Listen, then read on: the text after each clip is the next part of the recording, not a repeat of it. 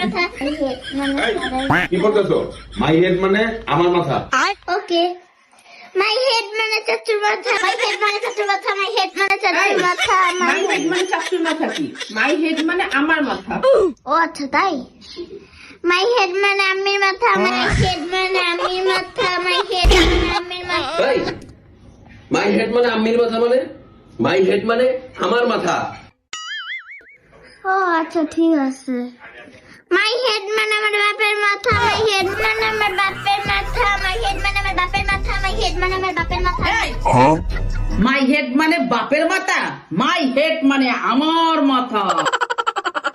বুড়া my head মানে আমার 14 গোষ্ঠীর মাথা মাই হেড